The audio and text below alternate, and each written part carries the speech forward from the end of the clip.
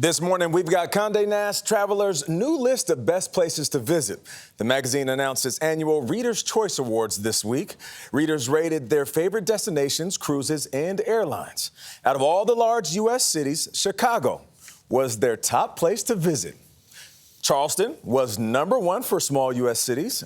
Singapore was first choice for large cities in the rest of the world.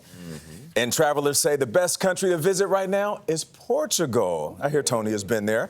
Erin Florio is executive editor of Condé Nast Traveler. Good morning. How are you doing? Good morning. Yeah, I'm doing great. So, Chicago, once again, best place to visit in the U.S. Why so? Right. So I want to say this is a really exciting week, excuse me, for Condé Nast Traveler. It's like you said, we announced our Reader's Choice Awards, best destinations, hotels, cruise lines. Chicago, best number one big city in the United States. Yeah. This is not the first time Chicago has won. We definitely sense a pattern here. And, you know, I think it's almost, it's kind of obvious why Chicago always nabs this Is it, the though? spot. It's like negative 90. 90. Is it, though?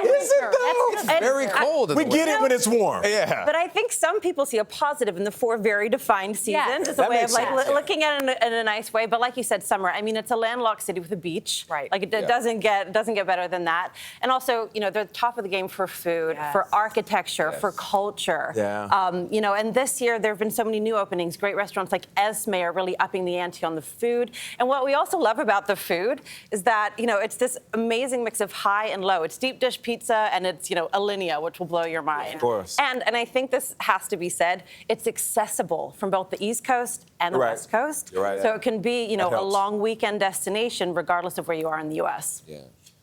So what about Portugal? I hear that Portugal is this hot spot. We were talking during a commercial break. You said you've been there twice. Tony has been I there did. once. I went. Kate and I went with no kids, and it was a lovely, lovely married weekend. So I have to say I wasn't surprised at all that Portugal got the #1 country in the world. It has been so hot for so long now.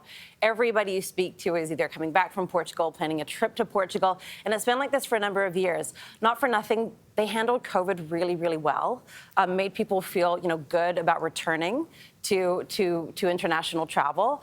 And, you know, they kind of have everything. They have the beaches that you want to go to. They've got really chic coastal towns like Comporta, Melides. Lisbon is a fantastic city. And then you have the Douro Valley if you want to do wine, if you want to do river cruising. And it's a small country, so it's easy to explore sort of all in one go. yeah, the coastline really looks like Game of Thrones. Like dragons are going to come in. It's very dramatic. Yeah, it's very sweeping, and it is. Yeah.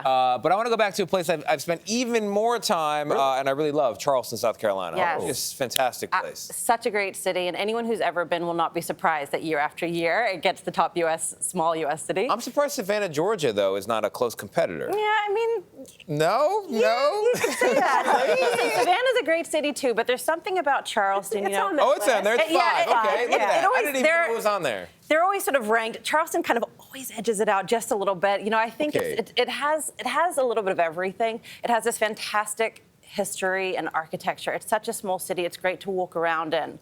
You can even, you know, bike around all of Charleston in a day. And plus, I know I said this about Chicago, the food in Charleston is just next level. It's you know, the only thing I've ever found stressful about going to Charleston is like really planning all of my meals, you know, very strategically. Tough problem to have. It is, yeah. Airlines, real quickly, how about ranking airlines? Because it's been a tough year for air travels people getting back to. It's been a tough year. They had a tough summer. I mean, I do think passengers still need to remember that a lot of these airlines and a lot of the travel industry is still recovering from COVID. You know, service is a little bit slow. They're short-staffed. So a little bit of patience goes a long way. But I think with airlines, people are voting kind of for 2 reasons. One, of course, you want to get where you're meant to be going on time, and you want your bags to come with you.